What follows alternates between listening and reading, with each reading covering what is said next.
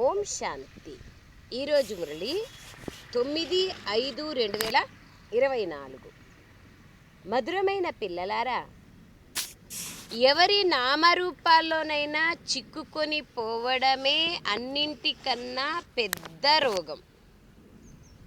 బాబా ఏమంటున్నారు? అనేకుల నామరూపాల్లో చిక్కుకోవడమే అన్నింటికన్నా పెద్ద రోగం. అంతర్ముఖులుగా అయ్యి ఈ రోగాన్ని పరిశీలించుకోండి. అంతర్ముఖులుగా అయ్యి ఈ రోగాన్ని పరిశీలించుకోండి మరియు దీని నుండి ముక్తులుగా కండి. ఎవరి యొక్క స్వయం దేహంలోనే చిక్కుకోకూడదన్నప్పుడు ఇతరుల దేహంలో అసలు చిక్కుకోకూడదు. మరియు విశేషంగా గుణాలను లేదా విశేషతలను చూసి ఆకర్షితం కాకూడదు. ఎవరి నామరూపాల్లోనూ చిక్కుకోకూడదు. ఇది దేహాభిమానం యొక్క అంశము అని బాబా అంటున్నారు. దీని నుంచి ముక్తులు కాండి. బాబా గుర్తుండరు కదా. ప్రశ్న: నామరూపాలలో చిక్కుకునే రోగాన్ని సమాప్తం చేసేందుకు ఉపాయమేమి? దీనివల్ల కలిగే నష్టాలేమి? జవాబు: నామరూపాలలో చిక్కుకొని పోవడం అనే రోగంను సమాప్తం చేసేందుకు ఎలా సమాప్తం చేసుకోవాలంటే, ఒక్క తండ్రితో సత్యమైన ప్రేమనుంచండి. స్మృతి చేసే సమయంలో బుద్ధి భ్రమిస్తూ దేహదారుల వైపుకు వెళ్తున్నట్లయితే బాబాకు నిజం చెప్పండి. అలా చెబితే బాబా క్షమిస్తారు. డాక్టర్ నుండి రోగాన్ని దాచిపెట్టకండి. బాబాకు వినిపించడం ద్వారా అప్రమత్తంగా అయిపోతారు. బాబా ఏమంటున్నారు? బాబా దగ్గర దాచిపెట్టద్దండి. బాబాకు వినిపిస్తే మీరు జాగ్రత్తగా ఉండగలుగుతారు. ఆ రోగం నుంచి విముక్తం అవుతారు అని బాబా చెప్తున్నారు.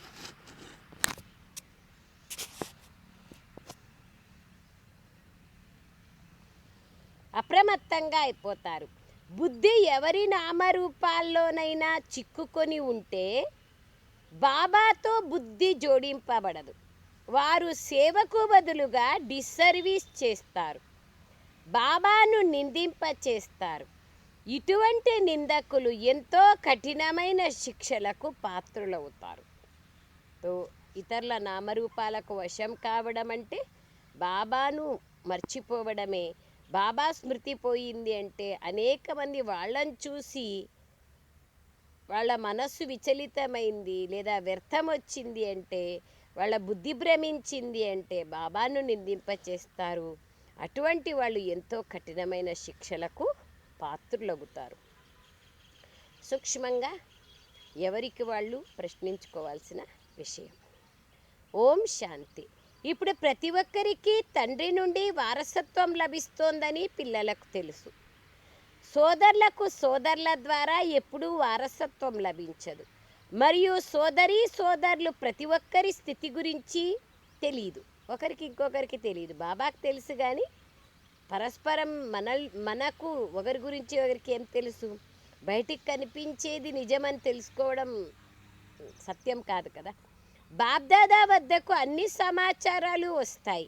ఇది ప్రత్యక్షమైన విషయం. ప్రతి ఒక్కరూ నేనెంతవరకు బాబాను స్మృతి చేస్తున్నాను, ఎవరి నామరూపాల్లోనైనా ఎంతవరకు చిక్కుకొని ఉన్నాను, నా ఆత్మ వృత్తి విచారాలు అసలు ఏ వైపుకు వెళ్తూ ఉంటాయి, ఇది తమను తాము పరిశీలించుకుంటూ ఉండాలి. ఆత్మకు స్వయం తెలుస్తుంది కూడా. స్వయాన్ని ఆత్మగా భావించాల్సి ఉంటుంది. నా వృత్తి ఒక్క శివబాబా వైపుకు వెళ్తోందా లేదా ఎవరి నామరూపాల వైపు కన్నా వెళ్తోందా అని పరిశీలించుకోవాలి. శత్రువులైనా గుర్తుంటారు లేదా మిత్రువులైనా గుర్తుంటారు. కాబట్టి శత్రువులు లేరు, మిత్రువులు లేరు, అందరూ నా వాళ్ళే, ఎవరు నా వాళ్ళు కాదు అనే సమదృష్టి ఉండాలి. స్వయాన్ని ఆత్మగా భావించాల్సి ఉంటుంది. నా వృత్తి ఒక్క శివబాబా వైపుకు వెళ్తోందా లేదా ఎవరి నామరూపాల వైపు కన్నా వెళ్తోందా అని చూసుకోవాలి. ఎంత వీలైతే అంత స్వయాన్ని ఆత్మగా భావిస్తూ ఒక్క తండ్రినే స్మృతి చెయ్యాలి. మరియు మిగిలిన వాటన్నింటినీ మర్చిపోతూ పోవాలి. నా హృదయం ఒక్క బాబా వైపు తప్ప ఇంకా ఏ వైపు భ్రమించడం లేదు కదా అని పరిశీలించుకోవాలి. ఏమంటున్నారు బాబా? నా యొక్క బుద్ధి, నా మనస్సు ఒక్క బాబా వైపు తప్ప ఇంకెక్కడా నా బుద్ధి పోవడం లేదు కదా అని పరిశీలించుకోండి. ఇక్కడ ఎవరో ఒకరు ముందు యోగంలో కూర్చుంటారు, ఎదురుగా యోగంలో కూర్చొని యోగం నేర్పిస్తారు. వారు కూడా శివబాబాని స్మృతి చేస్తారు. వారు తమ పిల్లలను స్మృతి చేయరు కదా. ఎదురుగా అన్నయ్యలక్కయ్యలు ప్రవృత్తి మార్గంలో ఉండేవాళ్ళు కూర్చున్నా కూడా ఆ విధంగా వాళ్ళ భార్య పిల్లల్ని గుర్తు చేసుకోరు కదా, బాబాని గుర్తు చేసుకుంటారు, ఎదురుగా కూర్చుంటారు. వాస్తవికంగా బాబా స్మృతిలో కూర్చోవడం అంటేనే అన్ని వైపుల నుంచి బుద్ధి దూరం కావాలి. నా హృదయం ఒక్క బాబా వైపు తప్ప ఇంకెక్కడా భ్రమించడం లేదు కదా. ఏ వ్యాపార వ్యవహారాల్లోకి లేదా గృహస్థ వ్యవహారంలోకి మిత్ర సంబంధీకులు మొదలైన వారి వైపుకు బుద్ధి వెళ్ళడం లేదు కదా.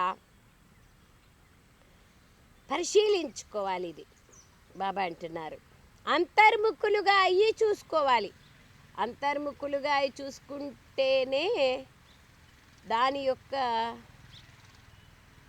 లోతైన అవగాహన జరుగుతుంది. లేకపోతే వేరే వాళ్ళు చెప్తే కూడా దాని అర్థం కాదు. అందుకయ్యే బాబా అంటున్నారు అంతర్ముఖులుగా అయి స్వయం చూసుకోవాల్సిందే. వేరే వాళ్ళు చెప్తే మనం పరిశీలించుకొని పరివర్తన చేసుకున్నామంటే బచావ్ అయిపోతాం. లేదు, వాళ్ళు చెప్పిన వాళ్ళకి కూడా ఖుషి లేదా థ్యాంక్స్ చెప్తే ఇంకా మంచిది. అందుకే బాబా అంటున్నారు ఎవరికి వాళ్ళు చూసుకోవాలి అంటున్నారు. స్వయంలోని లోపాలను స్వయం రియలైజేషన్ చేసుకోవడం అతి ఆవశ్యకత. అతి ఉత్తమమైన ఆత్మల గుర్తది. బాబా అంటున్నారు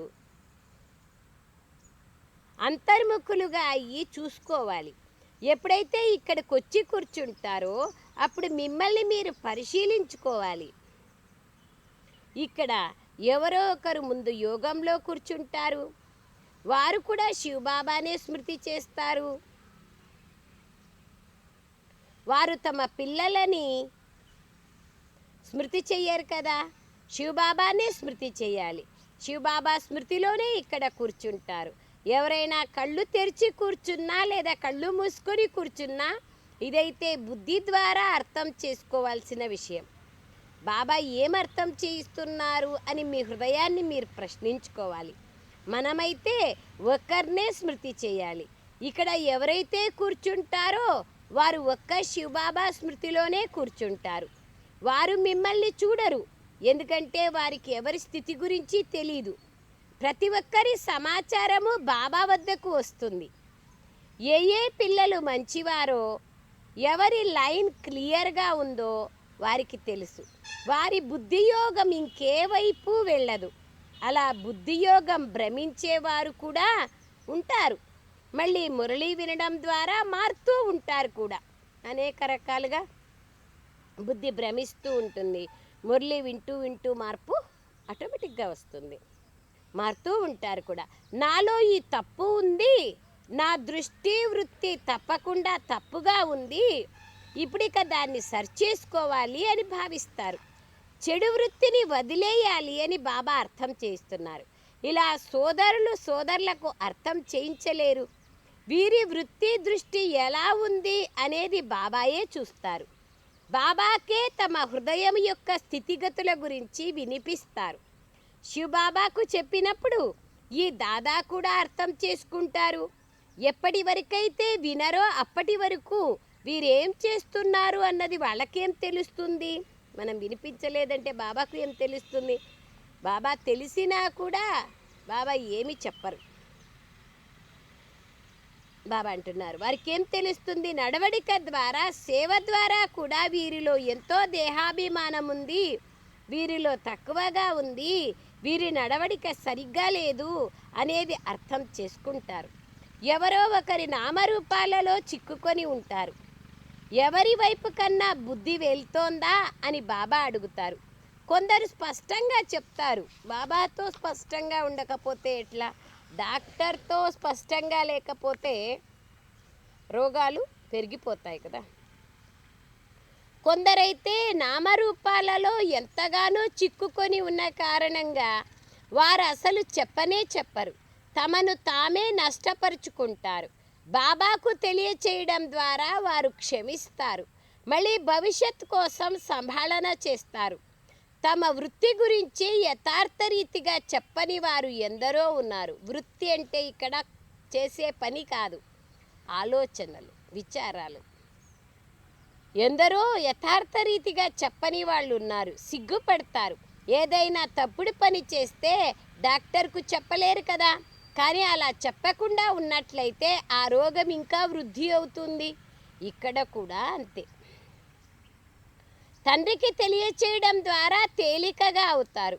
లేకపోతే అది లోపల ఉండడం ద్వారా భారీగా ఉంటారు. బాబాకు తెలియచేయడం ద్వారా మళ్ళీ ఇంకెప్పుడు అలా చెయ్యరు. మళ్ళీ భవిష్యత్తులో తమపైన తాము అప్రమత్తంగా కూడా ఉంటారు. ఎవరైతే తెలియచేయరో వారిలో ఆ యొక్క అవగుణము లేదా ఆ లోపము వృద్ధి అవుతూ ఉంటుంది. బాబాకు చెప్పకపోతే వృద్ధి అయితే ఎవరికి నష్టం? బాబాకి ఏం నష్టం లేదు కదా, మనకే నష్టం. వీరు ఎంతో సేవాదారులు అని బాబాకు తెలుసు. వీరి అర్హత ఎలా ఉందో, సేవలో కూడా ఎలా ఉంటున్నారో ఎవరికి ఆకర్షితం కాలేదు కదా అని ప్రతి ఒక్కరి జన్మపత్రికను చూస్తారు బాబా. మళ్ళీ వారిపైన అంతటి ప్రేమను కూడా ఉంచుతారు, ఆకర్షిస్తారు.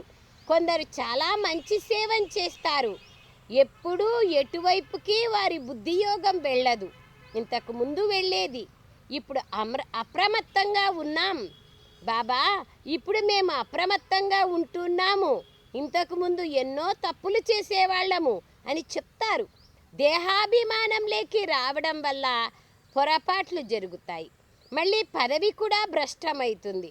ఎవరికీ తెలియకపోయినా కానీ పదవి అయితే భ్రష్టమవుతుంది కదా బాబా అంటారు.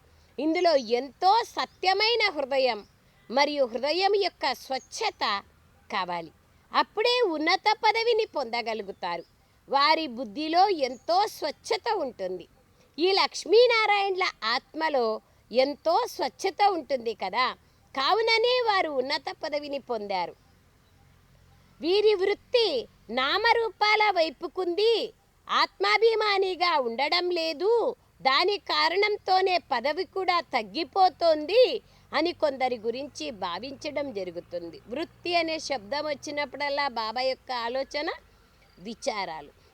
వీరి విచారాలు నామరూపాల వైపుకున్నాయి కాబట్టి వీళ్ళ పదవి కూడా తగ్గిపోతుంది అని కొందరి గురించి బాబా తెలుసుకుంటారు, భావించడము జరుగుతుంది. రాజు నుండి చాకలి వాళ్ళ వరకు నంబర్ వారీ పదవులైతే ఉన్నాయి కదా. ఇలా ఎందుకు జరుగుతుందన్నది కూడా అర్థం చేసుకోవాలి. నంబర్ వారుగా అయితే తప్పకుండా అవుతారు. కళలు తగ్గిపోతూనే ఉంటాయి. ఎవరైతే 16 కళా సంపూర్ణులుగా ఉంటారో వారు మళ్ళీ 14 కళల్లోకి వచ్చేస్తారు. ఈ విధంగా కొద్దిగా తగ్గుతూ కళలు తప్పకుండా దిగిపోతాయి, కిందికి వచ్చేస్తాం. 14 కళలు ఉన్నా మంచిదే, మళ్ళీ వామ మార్గంలోకి దిగిపోవడంతో వికారీలుగా అయిపోతారు. ఆయుష్ తగ్గిపోతుంది. మళ్ళీ రజోతమో గుణీలుగా అయిపోతారు. తగ్గిపోతూ బాబా అంటారు పాతబడిపోతారు, పూర్తి వికారీగా అయిపోతారు. ఆత్మ శరీరంతో పాతబడుతూ ఉంటుంది. ఈ జ్ఞానమంతా ఇప్పుడు పిల్లలైన మీలోనే ఉంది. ఏ విధంగా 16 కళల నుండి దిగుతూ మళ్ళీ మనుష్యులుగా అయిపోతారో మీకు తెలుసు. దేవతల మతం అయితే ఉండదు. తండ్రి మతం లభించగానే మళ్ళీ 21 జన్మల వరకు మతం లభించే అవసరమే ఉండదు. బాబా ఏమంటున్నారు? 16 కళల నుండి 14 కళల్లోకి వస్తారు. అయితే బాబా అంటారు తండ్రి మతం లభిస్తానే 21 జన్మలకు శ్రీమతం లభిస్తుంది. సత్యత్రేతాయుగాలలో అయితే బాబా యొక్క ఈశ్వరీయ మతం యొక్క ఆవశ్యకత ఉండదు. ఇప్పుడు బాబా ఇచ్చిన ఈశ్వరీయ మతం ఆధారంగా భవిష్యంలో కూడా మనము అదే శ్రీమతాన్ని కొనసాగిస్తాం. బాబా అంటే మాత్రమే తెలియదు. మళ్ళీ ఎప్పుడైతే రావణ రాజ్యం వస్తుందో అప్పుడు మీకు రావణ్ణి మతం లభిస్తుంది. సలహా: దేవతలు వామ మార్గంలోకి వెళ్తారని కూడా చూపిస్తారు. జగన్నాథ మందిరంలో గోపురం పైన ఒడిస్సాలో విశేషంగా జగన్నాథపురి ఉంది కదా, పూరి జగన్నాథ్.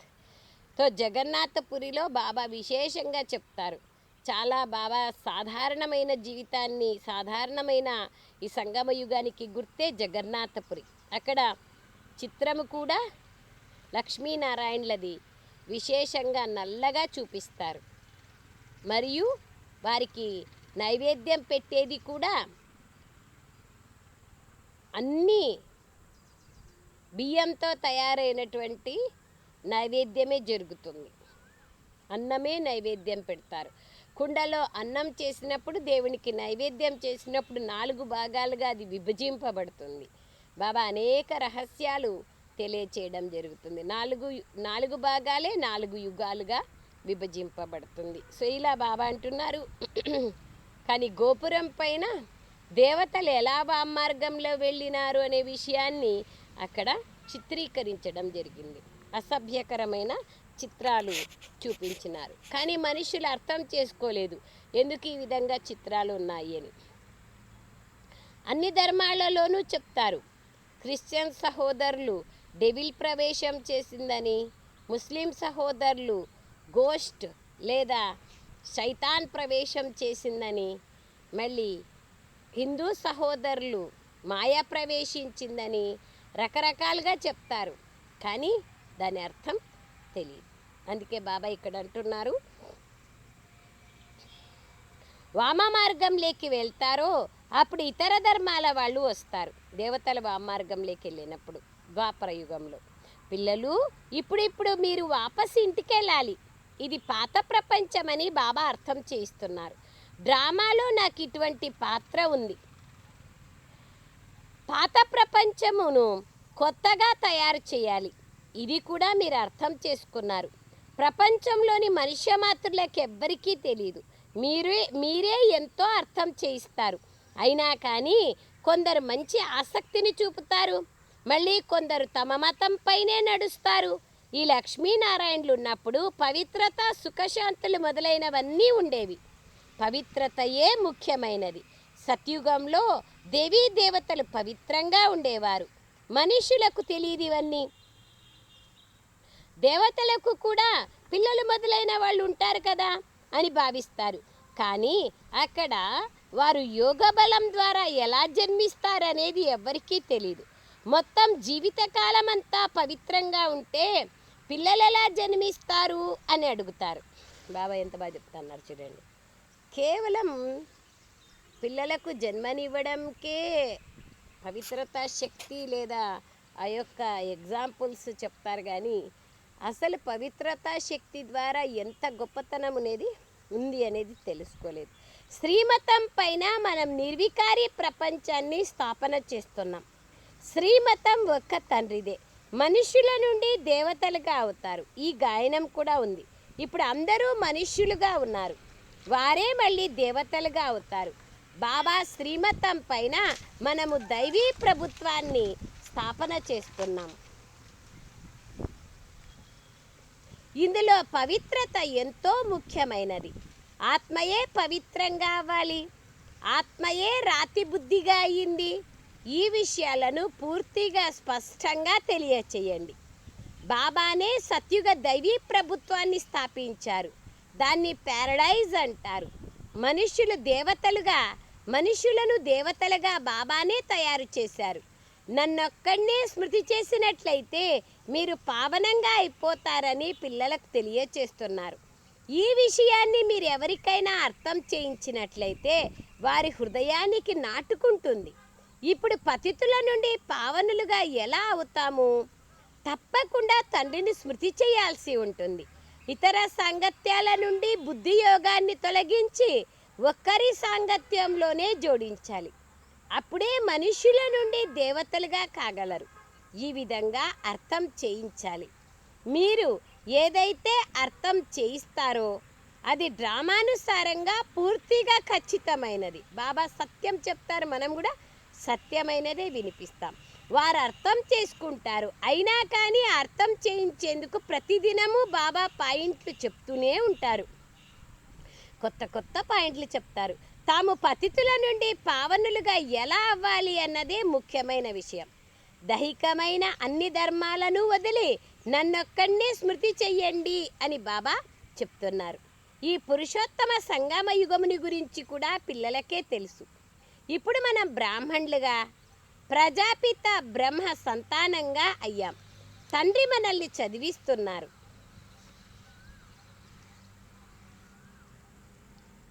బాబా మనల్ని చదివిస్తున్నారు. బ్రాహ్మణులుగా కాకుండా మనం దేవతలుగా ఎలా అవుతాం? ఈ బ్రహ్మ కూడా పూర్తి 84 జన్మలను తీసుకుంటారు. మళ్ళీ అతడే మొదటి నంబర్ తీసుకోవాల్సి ఉంటుంది. బాబా వచ్చి ఇతనిలో ప్రవేశిస్తారు. కావున స్వయాన్ని ఆత్మగా భావిస్తూ తండ్రిని స్మృతి చెయ్యండి. ఇదే ముఖ్యమైన విషయం. దేహాభిమానం లేకి రావడం వల్ల ఎక్కడో ఒక దగ్గర చిక్కుకొని ఉంటారు, ఆకర్షితం అవుతారు. దేహీ అభిమానులుగా అయితే అందరూ కాలేరు. నేను దేహాభిమానం లేకైతే రావడం లేదు కదా, నా ద్వారా ఎటువంటి వికర్మలు జరగలేదు కదా, నా నడవడిక నియమ విరుద్ధంగా లేదు కదా అని మిమ్మల్ని మీరు పూర్తిగా పరిశీలించుకోవాలి. ప్రతిరోజు చెప్తున్నారు చూడండి బాబా, మిమ్మల్ని మీరు పరిశీలించుకోండి, మిమ్మల్ని మీరు పరిశీలించుకోండి. స్వయంని పరిశీలన చేసుకుంటూ స్వయంని పరివర్తన చేసుకోవడమే మనము చేయాల్సిన సంగమ యుగంలోని పురుషార్థం. చాలామంది ద్వారా ఈ పొరపాట్లు జరుగుతూ ఉంటాయి. వారు చివరి సమయంలో ఎన్నో శిక్షలకు పాత్రులు కావాల్సి ఉంటుంది. ఏమంటున్నారు బాబా? చాలామంది ద్వారా ఈ పొరపాట్లు జరుగుతూ ఉంటాయి. తద్వారా ఏమవుతుంది? శిక్షలు చివరిలో లభిస్తాయి. ఇప్పుడు ఇంకా కర్మాతీత స్థితి తయారవ్వలేదు. కర్మాతీత స్థితి కలవారి దుఃఖాలన్నీ దూరం అయిపోతాయి, శిక్షల నుండి విముక్తులైపోతారు, నంబర్ వారుగా రాజులుగా అవుతారు. కాబట్టి తప్పకుండా కొందరి పురుషార్థం తక్కువగా ఉంటుంది. కావుననే ఆ కారణంగా శిక్షలను అనుభవించాల్సి వస్తుంది అని ఆలోచించడం జరుగుతుంది. ఆత్మనే గర్భజైల్లో శిక్షలను అనుభవిస్తుంది. ఆత్మ గర్భంలో ఉన్నప్పుడు నన్ను బయటికి తీయండి, నేను ఇంకా ఎలాంటి పాపకర్మలు చెయ్యను అంటుంది. ఆత్మనే శిక్షలను అనుభవిస్తుంది. ఆత్మనే కర్మలను వికర్మలుగా చేసుకుంటుంది. ఈ శరీరం ఎందుకు పనికిరానిది.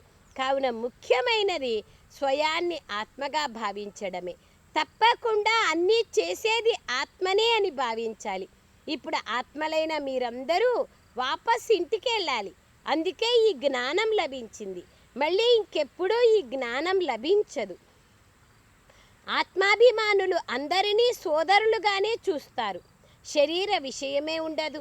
ఆత్మగా అయిపోతే ఇక శరీరం పైన మోహం ఉండదు. కావుననే ఇది చాలా ఉన్నతమైన స్థితి అని బాబా అంటారు. సోదరీ సోదరులు ఒకరినొకరు, బాబా అంటారు, ఒకరి ఇంకొకరు ఆకర్షితమై ఉంటే ఎంతో డిస్సర్వీస్ చేస్తారు. ఆత్మాభిమాని భవ. ఇందులోనే శ్రమ ఉంది. చదువులో కూడా సబ్జెక్టులు ఉంటాయి. మేము ఇందులో ఫెయిల్ అయిపోతున్నాము అని భావిస్తారు. ఫెయిల్ అయిన కారణంగా మళ్ళీ ఇతర సబ్జెక్టులలో కూడా డీలా పడిపోతారు. యోగంలో ఫెయిల్ అయిపోతే ఇంకా మిగతా సబ్జెక్టులు కూడా డీలా అయిపోతారు. ఇప్పుడు మీ ఆత్మ బుద్ధియోగ శక్తి ద్వారా బంగారు పాత్రగా అవుతోంది. మన ఆత్మ ఇప్పుడు ఏమవుతోంది? బుద్ధియోగ శక్తి ద్వారా బంగారు పాత్రగా అవుతోంది. యోగము లేకపోతే జ్ఞానము కూడా తక్కువగా ఉంటుంది. ఇక ఆ శక్తి ఉండదు. యోగము యొక్క పదును ఉండదు. ఇది డ్రామాలో రచింపబడి ఉంది. పిల్లలు తమ స్థితిని ఎంతగా పెంచుకోవాలో బాబా అర్థం చేయించారు. ఆత్మనైన నేను రోజంతటిలో ఎటువంటి నియమానికి విరుద్ధమైన కర్మలు చేయలేదు కదా అని పరిశీలించుకోవాలి. అటువంటి అలవాటు ఏదైనా ఉంటే దాన్ని వెంటనే తొలగించుకోవాలి. కానీ మాయ మళ్ళీ రెండవ రోజు మూడవ రోజు కూడా పొరపాట్లు చేయించేస్తుంది. ఇటువంటి సూక్ష్మమైన విషయాలు జరుగుతూ ఉంటాయి. ఇదంతా గుప్త జ్ఞానం. ఇది మనుషులకేం తెలుసు? మేము మా ఖర్చుతోనే మా కోసం అన్నీ చేసుకుంటున్నాం, ఇతరుల ఖర్చుతో ఎలా చేస్తాం అని మీరంటారు. కావుననే బాబా అంటారు, అడగడం కన్నా చనిపోవడం మంచిది అని. ఎప్పుడూ ఈ విధంగా బాబా చెప్తూనే ఉంటారు. సహజంగా లభిస్తే అది పాలతో సమానమైనది. సహజ మిలే దూద్ బరాబర్. అడిగినట్లయితే అది నీటితో సమానమైనది. మాంగనేసే మర్నా భల. బాబా అంటారు, సహజ్ మిలే దూద్ బరాబర్, మాంగనే కే బాద్ మిలే తో పానీ బరాబర్, మాంగనే కే బాద్ भी नहीं मिलता है तो బాబా कहते हैं उसको खून బరాబర్. కానీ ఎవరైనా అడిగి తీసుకున్నట్లయితే అది తప్పనిసరిగా బలి చేసుకొని ఇచ్చినట్లవుతుంది. కావున అది నీరు సమానమైపోతుంది. ఎవరి నుండైనా లాక్కొని తీసుకుంటే అది రక్తం సమానమైపోతుంది. కొందరు ఎంతగానో విసిగిస్తారు. దానితో బాబా అంటారు, అప్పు తీసుకుంటే అది రక్త సమానంగా అయిపోతుంది. అప్పు తీసుకోవాల్సిన అవసరం ఏమీ లేదు. దాని బుద్ధి మళ్ళీ తిరిగి తీసుకుంటే ఆ విషయం పైన కూడా హరిశ్చంద్రుని ఉదాహరణ ఉంది. దానం ఇచ్చి మళ్ళీ తీసుకుంటే ఆ విషయం పైన కూడా హరిశ్చంద్రుని ఉదాహరణ ఉంది. అలా కూడా చెయ్యకండి. ఒక భాగాన్ని తీసి ఉంచండి, అది మీకు కూడా ఉపయోగపడుతుంది. పిల్లలు ఎంతటి పురుషార్థం చేయాలంటే అంతిమంలో ఒక్క బాబా తప్ప ఇంకెవ్వరూ గుర్తుకు రాకూడదు. స్వదర్శన చక్రాన్ని కూడా గుర్తు చేసుకోవాలి. అప్పుడే తనువు నుండి ప్రాణాలు పోవాలి. అప్పుడే చక్రవర్తి రాజులుగా అయిపోతారు. చివరిలో స్మృతి చేయవచ్చులే, ఆ సమయంలో ఇటువంటి స్థితి తయారవుతుంది. అలా కాదు, ఇప్పటి నుండే పురుషార్థం చేస్తూ చేస్తూ చివరి సమయం కల్లా స్థితిని సరిచేసుకోవాలి, పరిశీలన చేసుకోవాలి, సరిచేసుకోవాలి. చివరి సమయంలో విచారాలు, బుద్ధి అటు ఇటు పరిగెడుతూ ఉండకూడదు. స్మృతి చేయడం ద్వారానే పాపాలు సమాప్తమవుతాయి. పవిత్రత విషయంలోనే శ్రమ ఉంది. చదువులో అంత శ్రమ లేదు. ఎవరైనా వచ్చి కూర్చొని వినొచ్చు. చదువులో ఏమీ శ్రమ లేదు. ఈ విషయం పైన పిల్లలు ధ్యాస ఉంచాలి. కావుననే నేను ఎటువంటి నియమ విరుద్ధమైన పనులను చేయలేదు కదా, నామరూపాలలో చిక్కోలేదు కదా, ఎవరినైనా చూసి బొంగరంలాగా అయిపోలేదు కదా, కర్మేంద్రియాలతో ఎటువంటి నియమ విరుద్ధమైన పనిని చేయలేదు కదా అని రోజు మిమ్మల్ని మీరు ప్రశ్నించుకోండి. పాత పతిత శరీరం పైన ఏమాత్రము ప్రేమ ఉండకూడదు. అది కూడా దేహాభిమానమే. అనాసక్తులుగా ఉండాలి. స్వయం దేహం పైన కూడా ప్రేమ ఉండకూడదు, అనాసక్తులుగా ఉండాలి.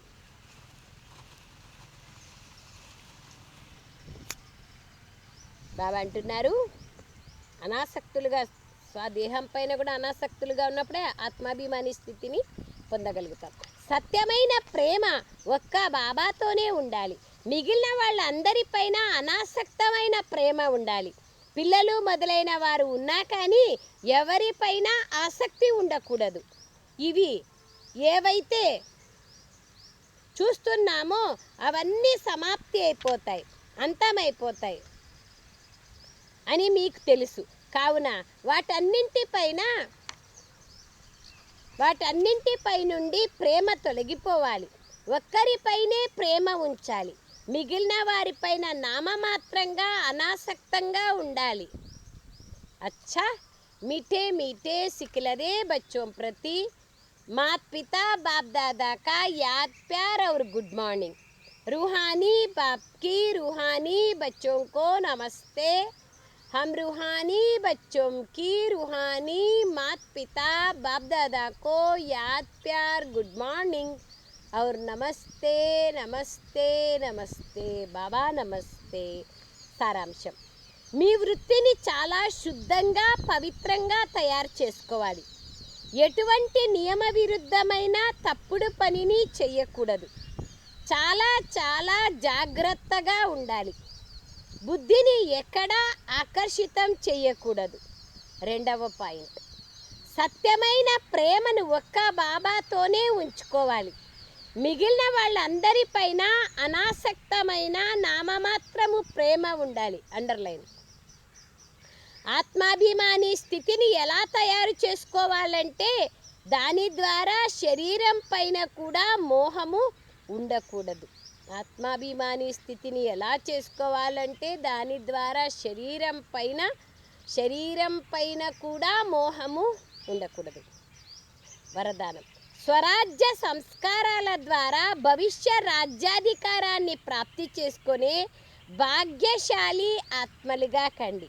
స్వరాజ్య సంస్కారాల ద్వారా భవిష్య రాజ్య అధికారాన్ని ప్రాప్తి చేసుకునే భాగ్యశాలి ఆత్మలుగా కండి. వివరణ, బహుకాలం యొక్క రాజ్యాధికారిగా అయ్యే సంస్కారము బహుకాలం యొక్క భవిష్య రాజ్య సింహాసనానికి అధికారిగా చేస్తుంది. బహుకాలం యొక్క సంస్కారమే బహుకాలం యొక్క అధికారిగా చేస్తుంది. ఒకవేళ పదే పదే వశీభూతులుగా అవుతుంటే, అధికారిగా అయ్యే సంస్కారం లేకుంటే రాజ్యాధికారుల రాజ్యంలో ఉంటారు, కానీ రాజ్యభాగ్యము ప్రాప్తించరు. కావున జ్ఞానం అనే దర్పణంలో మీ అదృష్టం అనే ముఖాన్ని చూసుకోండి. బహుకాలం యొక్క అభ్యాసం ద్వారా మీ విశేష సహయోగిలైన కర్మచారులను లేదా రాజ్య వ్యవహారాలను నడిపించే సహచరులను మీ అధికారంతో నడిపించండి. రాజుగా అయినప్పుడే భాగ్యశాలి ఆత్మ అని అంటారు. స్లోగన్, సకాశనిచ్చే సేవ చేసేందుకు బేహద్ వైరాగ్య వృత్తిని ఇమర్జ్ చేసుకోండి. సకాశని ఇవ్వాలి విశ్వానికి అంటే బేహద్ వైరాగ్యం ఉండేవాళ్ళే ఇవ్వగలుగుతారు. 9వ తేదీ అవ్యక్త ఇషారా. ఈ దేహం అనే వస్త్రము ఏ రకమైన సంస్కారానికి ఆకర్షించబడకూడదు. ఎప్పుడైతే అన్ని పాత సంస్కారాల నుండి అతీతంగా అవుతారో అప్పుడు స్థితి కూడా అతీతంగా అవుతుంది. అందుకే అన్ని విషయాలలో ఈజీగా ఉండండి, సరళంగా ఉండండి. ఎప్పుడైతే స్వయం అన్నింటిలో ఈజీగా ఉంటారో అప్పుడు అన్ని కార్యాలు ఈజీగా ఉంటాయి, మరియు పురుషార్థం కూడా ఈజీగా ఉంటుంది. అచ్చా, ఓం శాంతి. ఈజీగా ఉండడం అంటే శ్రీమతానికి విరుద్ధంగా ఉండడం అని కాదర్థం. ఈజీగా ఉండడం అంటే సరళ స్వభావాన్ని కలిగి ఉండడం అని. అచ్చా, ఓం శాంతి. థ్యాంక్ యూ బాబా, థ్యాంక్ యూ.